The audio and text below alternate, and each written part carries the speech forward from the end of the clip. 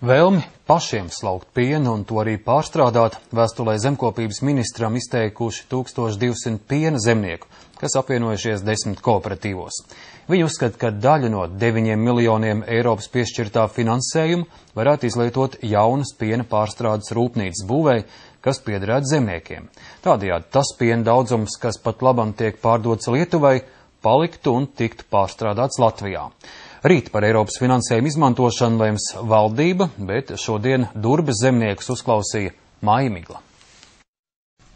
Durbes zemnieces Sanits Jurkovskis 42 Holšteinas šķirnes govs ir ne tikai smuks, bet arī gudrs.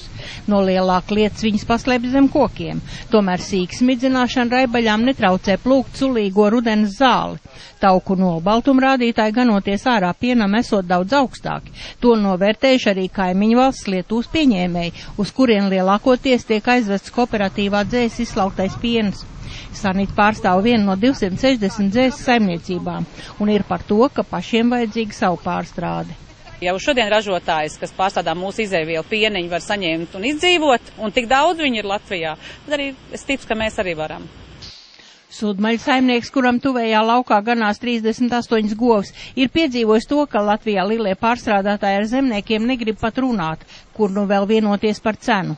Viņi uzstāda savus noteikumus, un ja tas neapmierina, tad tu vari iet tālāk, jā, tad vari iet meklēt, vai liet pienu grāvī vai vēl kaut ko. Nu, tad mēs sameklējām, diemžēl, jā, jo tā kā Latgalē izdarījās, labi ar mums tā nevarēja, kad vienkārši pateica vienu rīt, mēs tavu pienu nevāķam, dar, ko grib ar viņu, jā, man tagad ir 1,5 tonna apmēram, jā, nu tad tas ir briesmīgi. Tas ir briesmīgi, un to 1,5 tonu tu neaizvedīsi uz Liepāju, ja uz kādu pagastu kaut kur neiztirgosi.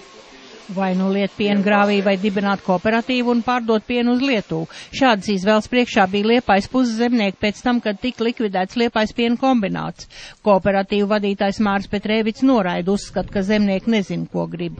Sliktos laikos dažs labs zemnieks palika aiz bortu, un labos laikos tagad atkal dzenā mūs, kurš nu paņēma šo litru pienu, jā, un sola daudz ko, bet mēs būtībā jau neticam. Vispār, lai visu to jēzgu atrisinātu, pavisam vienkārši ir vajadzīga šī pārstrāde. Ja būs savu pārstrādi, pienu uz Lietuvu nesūtīs un produktu pievienotā vērtība paliks Latvijā, sola zemnieki. Ja ne, turpināsies kā līdz šim, un mēs maksimā pirksim Lietuvā ražot sviestu un krējumu no Latvijas piena. Rīt valdība apstiprinās nosacījums piena nozars restruktūrizācijai piešķirtā Eiropas finansējuma izmantošanai. Maija Migla, Ainis Kupčs, Latvijas televīzija.